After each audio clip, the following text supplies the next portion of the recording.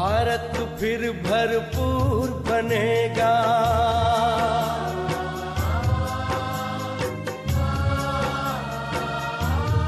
ओ भारत फिर भरपूर बनेगा, कोई नहीं कमी होगी। हीरों से आकाश भरा, मोती से भरी जमीन होगी। भारत फिर भरपूर बनेगा।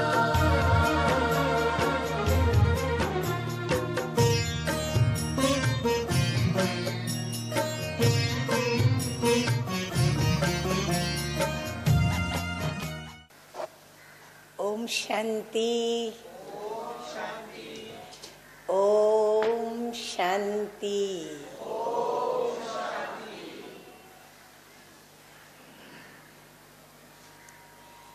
मीठे मीठे नव सृष्टि के रचयिता हेवनली गॉड फादर, उन्होंने अपने संकल्प से जो सृष्टि रची, वह सृष्टि थी भारत। और यही भारत देश, पूरा विश्व भारत ही कहलाता था। तभी अन्य कोई भी देश इस सृष्टि पर जैसे वर्तमान में अनेकानेक हैं, वैसे जब प्रभु ने वह सृष्टि रची तो कोई भी देश नहीं था, सिर्फ भारत था और हम सब भारतवासी थे। परंतु समयांतर में भारत देश के, या कहूँ कि इस सृष्टि के, इस विश्व के अनेक टुकड़े कर दिए गए और अनेक देशों से यह विश्व सृष्टि आज पहचानी जाती है। और उसमें भी अति धर्म की ग्लानि तो यह है कि जो भारत देश, जिस भारत देश के केंद्र बिंदु के अंदर, अर्थात भारत की जो अभी वर्तमान राजधानी है दिल्ली, जहाँ पर स्वयं परमपिता परमात्मा के द्वारा जो देवी देवताओं की दुनिया स्थापन की गई, जब उस भारत देश के भी आज अनेक टुकड़े हो चुके हैं, तो ऐसी धर्म ग्लानि के समय पर फिर से परमपिता परमात्मा को इस धरा पर अपने वायदे को निभाने के लिए और अपना वायदा निभाते हुए स्वयं शिव परमात्मा, जो सर्व आत्माओं के पिता हैं, सर्व आत्माओं को फिर से उस हेवन में ले जाने वाले हैं, स्वर्ग में ले जाने वाले हैं और फिर से पूरे विश्व को वही भारत देश बनाने वाले हैं। जिस भारत देश की महिमा जैसे शिव पिता परमात्मा की महिमा है, वैसे ही अपरम अपार महिमा भारत देश की, क्योंकि परमात्मा ने स्वयं यह सृष्टि रची और इस भारत देश को सोने का भारत, सोने की चिड़िया बनाया, सच्चा सच्चा शिवालय बनाया, सच्चा सच्चा जहाँ राम राज्य स्थापन किया। जिस राम राज्य में, जिस स्वर्ग में वर्तमान मनुष्य आत्माएं प्रत्येक क्षेत्र की जो सोच रही हैं, कल्पना कर रही हैं, सुख, शांति, आनंद की चरम सीमा की, वो सारी चरम सीमाएं वहाँ पर उपस्थित है। अर्थात वह हमारा भारत देश संपूर्ण पावन, क्योंकि परम पावन, परम पवित्र, परम पिता परमात्मा की प्रथम पवित्र संकल्प की रचना है। इसलिए भारत देश जब परम पवित्र है, प्रभु के संकल्पों की वह रचना प्रारंभ काल में इतनी सुखी होती है, इतनी शांति होती है, चारों ओर आनंद होता है, हर नर और नारी देवी और देवता कहलाता है, और वहाँ पर एक ही श्री लक्ष्मी और श्री नारायण का राज्य होता है। और पूर्ण रूप से प्रत्येक देवी देवताएं यथा राजा रानी तथा प्रजा हर प्रकार से स्वतंत्र होती है। चाहे इस शरीर रूपी कर्मेंद्रियों जो कर्मचारी हैं आत्मा की, अर्थात जो हमारा स्व का राज्य है, उस स्व के राज्य की जो भी कर्मेंद्रियां, कर्मचारियां हैं, या फिर जो भी प्रजा है शरीर की, वहाँ सभी सुखी होते हैं, स्वतंत्र होते हैं, और हरेक कर्मचारी जैसा आत्मा रूपी मालिक कहता है वैसे वह अपना कार्य करती है। अर्थात आत्मा मालिक की आज्ञा के ऊपर वह कर्मेंद्रियां चलती है। जो आत्मा उनको कायदा सुनाती है, जिस कायदे पर वह आत्मा उनको चलाना चाहती है, जिन नियमों में उनको बांधना चाहती है, जिन मर्यादाओं में उनको रखना चाहती है, वह आत्मा रख पाती है, क्योंकि आत्मा भी सर्व शक्तियों से वहाँ समर्थ है। और कर्मचारी भी इतने दिव्य गुणों से युक्त होते हैं कि कोई भी कर्मचारी को संकल्प तक नहीं आता कि वह आत्मा रूपी मालिक की कोई भी आज्ञा का उल्लंघन करे या किसी भी प्रकार के नियम को वो तोड़े या किसी भी प्रकार की मर्यादा को वो छोड़े। और फिर साथ साथ न सिर्फ प्रत्येक देवी और देवता, अर्थात प्रत्येक भारतवासी, जब वह काल था, और वह काल का नाम था सतयुग, जहाँ सब कुछ सत्य ही सत्य था, क्योंकि सत्य परमात्मा के द्वारा स्थापन किया हुआ था। इसलिए वहाँ पर हर चीज सत्य थी, चित्त को आनंद देने वाली थी, और चारों ही ओर धन धान्य भी भरपूर था, संपत्ति भी भरपूर थी, और हीरे जवाहरातों के महल, भारत सोने की चिड़िया, क्या क्या उसका हम वर्णन करें।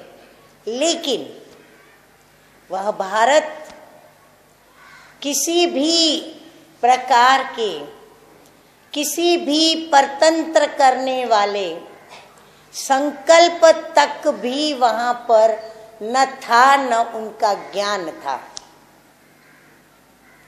हर बात में वहाँ सभी आत्माएं बिल्कुल अनजान थी। यदि उनको जानकारी थी तो सुख की, शांति की, आनंद की, प्रेम की, सर्व प्रकार की स्थूल और सूक्ष्म संपत्तियों की।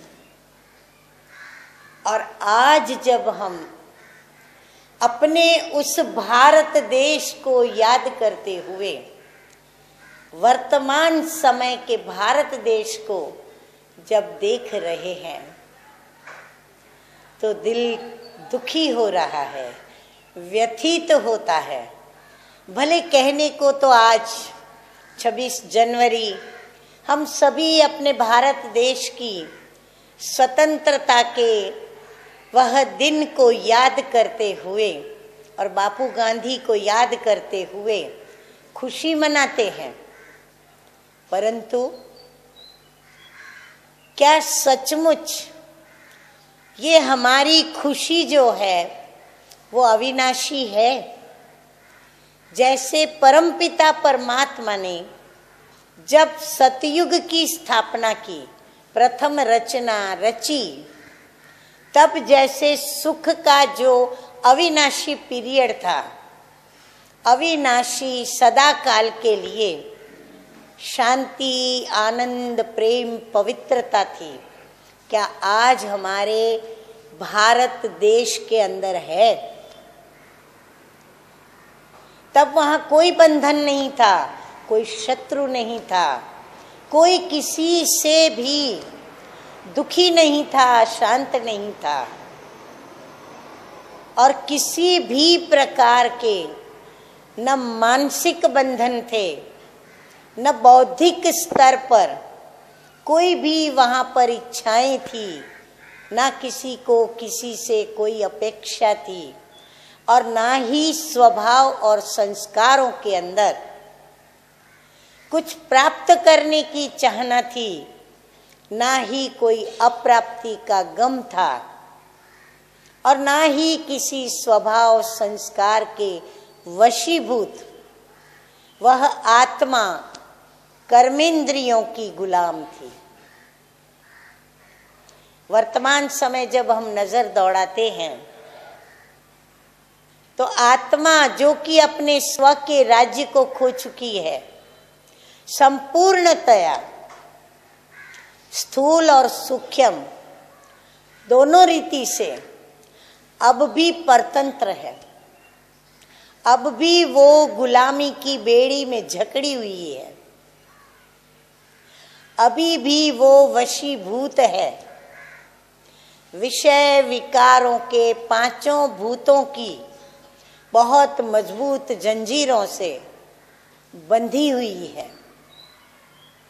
दुख और अशांति और अपवित्रता का और अनेक अवगुणों का, कमजोरियों का, आदतों का, व्यसनों का चारों ही ओर घेराव है उसके ऊपर,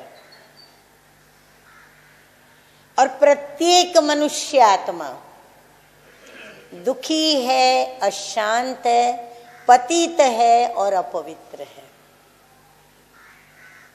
चाहे स्थूल रीति से देखें, कहाँ भारत की भरपूरता और कहाँ आज की असंतुष्टता, क्योंकि जो भी प्राप्ति है वो अल्पकाल के लिए है, और यही कारण है कि आत्मा न अंदर से संतुष्ट है, न आत्मा को बाहर से कोई संतुष्टता प्राप्त होती है।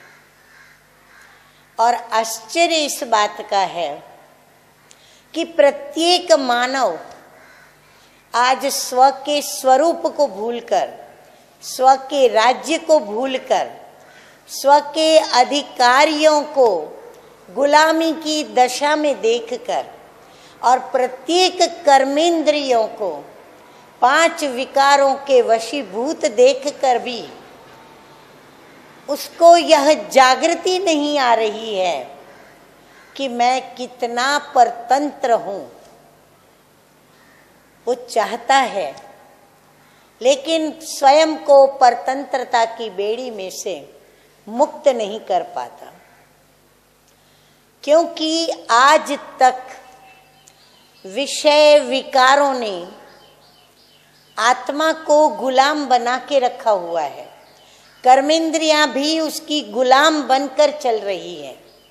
नतीजा ये रहा कि जहाँ स्व का राज्य होना चाहिए था, जिस स्व के ऊपर परमपिता परमात्मा की श्रीमत का राज्य होना चाहिए था, उस परमपिता परमात्मा के द्वारा जो आज्ञाएं मिली, जो नियम कायदे मर्यादाएं और दिव्य गुण और शक्तियां जो उसे प्रदान की गई, जिसके आधार पर वह जब इस सृष्टि पर आत्माएं भी आई सतयुग के अंदर, तो वो पूज्य रही और देवी देवता कहलाई।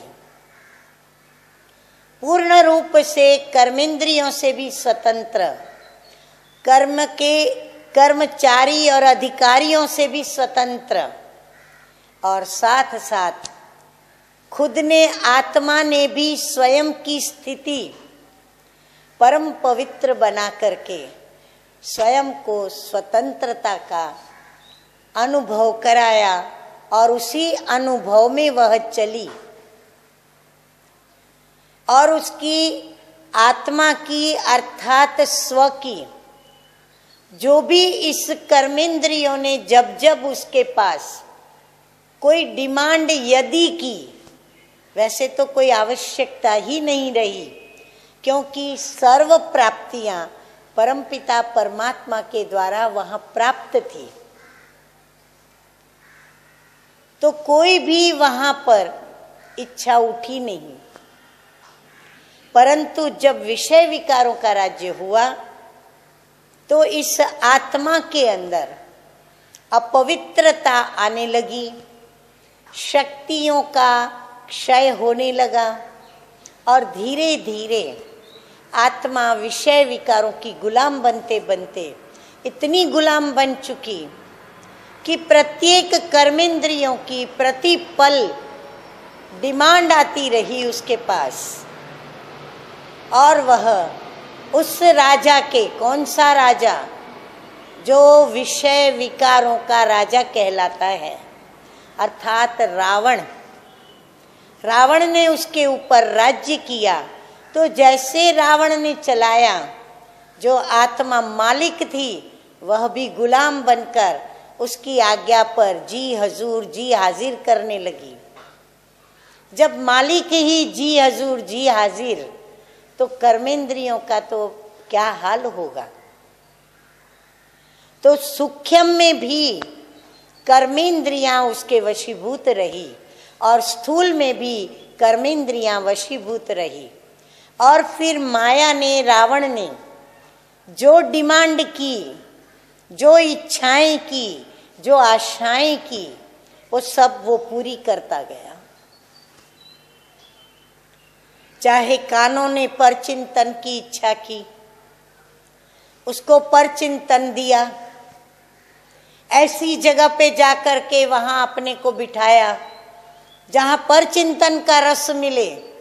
अब कर्मेंद्रियां, कर्ण, उसको श्रवण का रस चाहिए, परंतु कौन सा श्रवण, अपने असली श्रवण को भूलकर, और वह परचिंतन के स्वरण में आनंद लेने लगी। इसी प्रकार दृष्टि, उसको दृश्य का रस चाहिए, तो वो दृश्य भी उसने जो सतयुग में देखे हुए थे, उन दृश्यों को वो भूलने लगी, और माया ने उसे जो चश्मे पहनाए, उस चश्मे को पहनकर वह दृश्य देखना चाह रही। और वो कौन से दृश्य देख रही है? जो भरपूर देह अभिमान से विषय और विकारों के वह दृश्य जिसमें कोई मर्यादा नहीं, कोई लाज नहीं, कोई शर्म नहीं। ऐसे नंगे दृश्य, ऐसे अर्धनंगे दृश्य, जो दृश्य आंखों को देखने नहीं चाहिए, रावण ने उसके आगे विज्ञान के भी कुछ स्वरूप में ऐसे साधन दिए, जिन साधनों से वह आंख अपने असली रस को भूलकर और इस रस में डूबती जा रही है।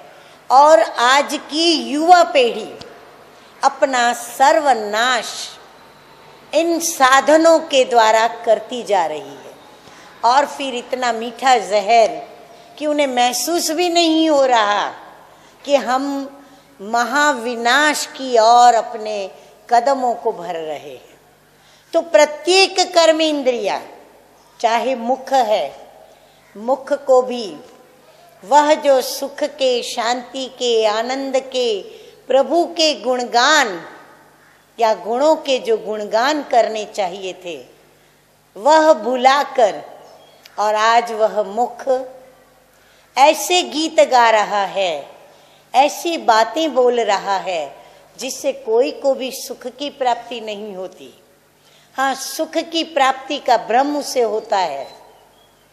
और इस प्रकार यह सारी डिमांड जो झूठा नशा है, झूठा व्यसन है, जो व्यसन उसे खा रहा है, उसे खत्म कर रहा है, उसका नाश हो रहा है, कैंसर की तरह उसके रोम रोम को वो पीड़ा दे रहा है, परंतु वो पीड़ा का स्वरूप दिखा नहीं रहा, जिससे वो भ्रमित होकर के, जैसे माया का यह एक कहना गायन भी है कि जहाँ जल हो वहाँ पर वो स्थल दिखावे, जहाँ स्थल हो वहाँ जल दिखावे, जहाँ गुण हो वहाँ अवगुण दिखावे, जहाँ अवगुण हो वहाँ गुण दिखावे, जहाँ प्राप्ति हो वहाँ नुकसान दिखावे, जहाँ नुकसान हो वहाँ प्राप्ति एहसास करावे।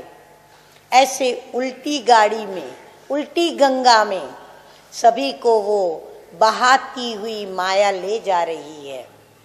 तब परमपिता परमात्मा फिर से स्वतंत्र करने, इस आत्मा को मुक्त करने, जिस मुक्ति में आत्मा अपनी सांस लेगी, पवित्रता की सांस लेगी, और उस सांस के साथ प्रत्येक सांस में वह संतुष्टता होगी कि मैं सर्व प्रकार से स्थूल रीति से भी भरपूर हूँ, स्वतंत्र हूँ, संतुष्ट हूँ, और मुझे जो कुछ भी चाहिए वो सब कुछ मुझे प्राप्त हुआ। वैसे ही सूक्ष्म में भी वो स्वतंत्रता का अनुभव करेगी।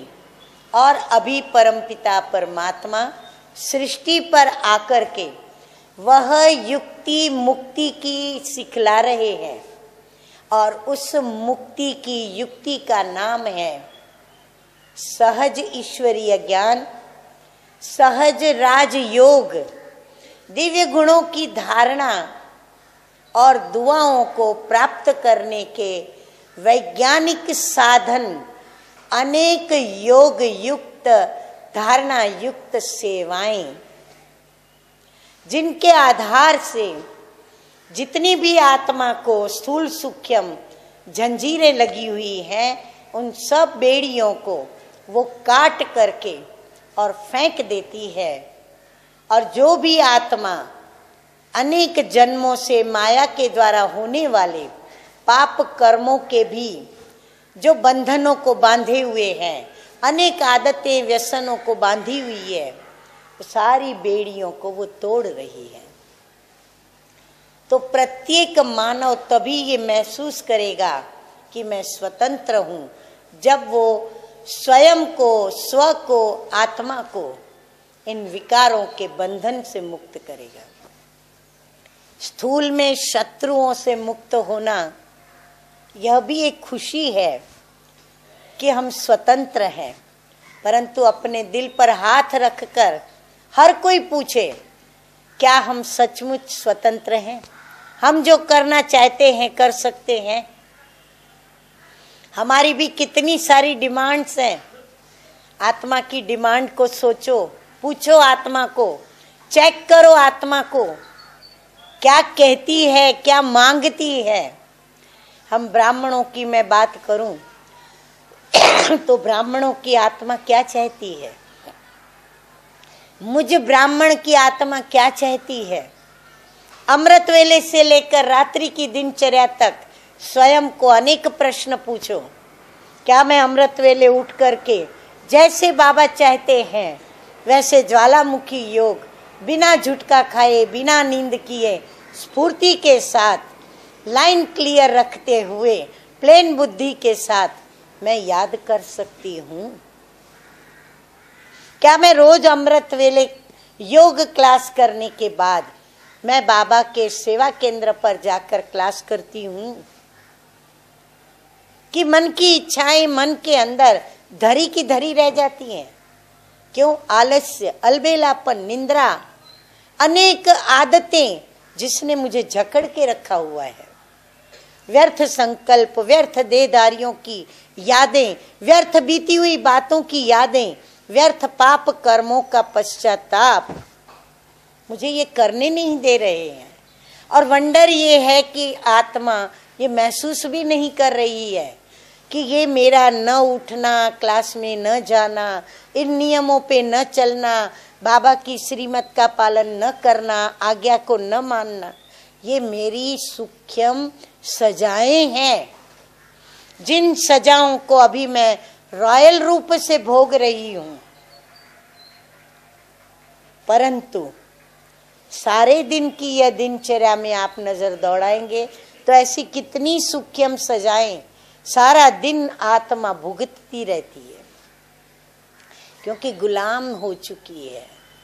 तो हम अपनी गुलामी से स्वयं को पहले मुक्त करें। जब हम मुक्त होंगे तब हम पूरे भारतवासियों को अर्थात पूरे विश्व की आत्माओं को हम मुक्ति दिला सकेंगे। और उसके लिए हमें प्रथम स्वयं को इन 5 विकारों से मुक्ति दिलानी है।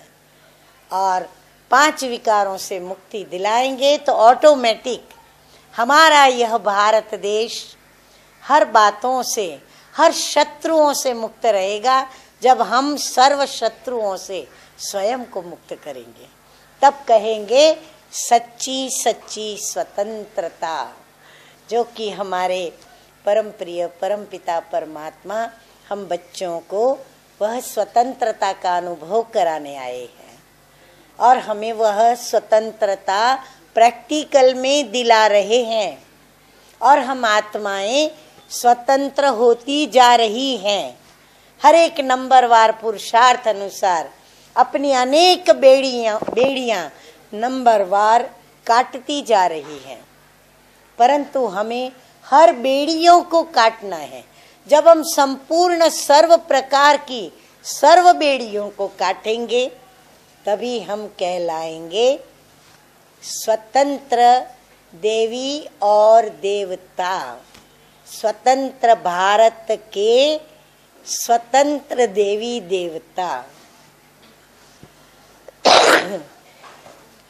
तो हम वह गीत याद करें कि जहाँ डाल डाल पर सोने की चिड़िया करती थी बसेरा, और भारत फिर भरपूर होगा, कोई यहाँ पर कमी नहीं होगी। और हम अपने को इस स्वतंत्रता के साथ अन्य आत्माओं को स्वतंत्र करने का बीड़ा उठाएं, प्रतिज्ञा करें। आशा करती हूँ स्वतंत्रता के इस दिवस पर हम यह प्रतिज्ञा करेंगे कि स्व को भी स्वतंत्र करेंगे और अन्य आत्माओं को भी स्वतंत्र होने का सच्चा सच्चा मार्ग दिखाएंगे। ओम शांति। जय भारत और जय शिव बाबा। ओम शांति।